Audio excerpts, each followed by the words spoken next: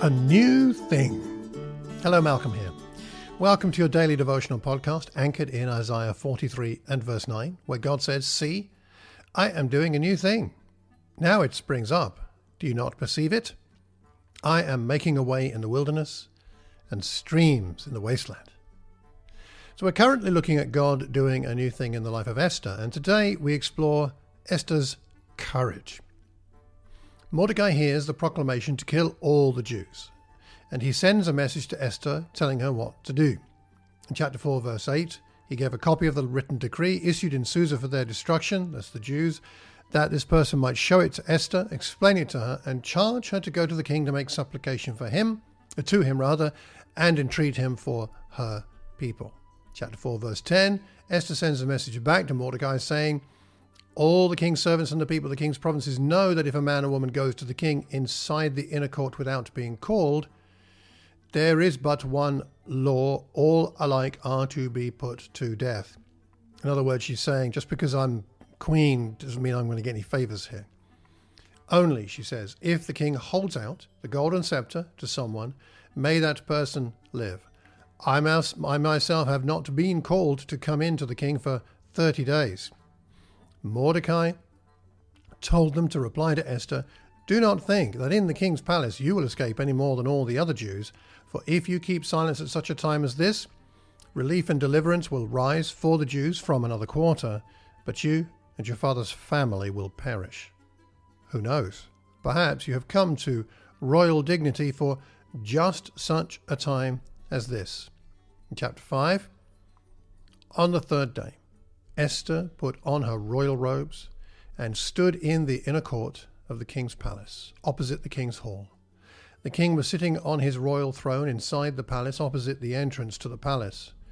As soon as the king saw Queen Esther standing in the court, she won his favor, and he held out to her the golden scepter that was in his hand. She was saved from death. Esther's courage is remarkable. Something shifts in her heart in this exchange with Mordecai. To begin with, honestly, she seems most concerned with her own safety, and who can blame her for that? However, her concern for her people develops and gives her the courage to take a risk. The risk to her life, by the way, is very real. The 5th century Greek historian Herodotus mentions this Persian custom, that anyone who approached the king uninvited would be put to death unless pardoned by the king. So we know it was a very real threat. Esther understands the uniqueness of her position. She accepts that she is the only one who can intervene with any hope of successfully saving her people. Can you imagine how nervous she felt?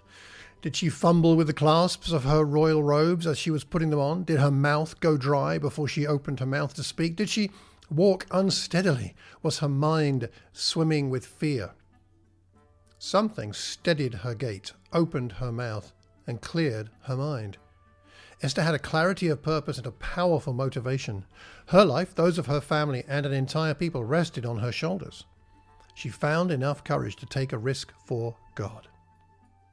Is there anything God is calling you to, for which you are lacking the courage right now? Why not meditate on Philippians 1 verses 19 to 20, where Paul says, "I know that through your prayers and God's provision of the Spirit of Jesus Christ, what has happened to me will turn out for my deliverance. I eagerly expect and hope that I will in no way be ashamed, but will have sufficient courage, so that now as always Christ will be exalted in my body." Why not take some time today to ask God to give you sufficient courage to exalt Christ in the work he has called you to? If you ask for the courage, surely you will receive it.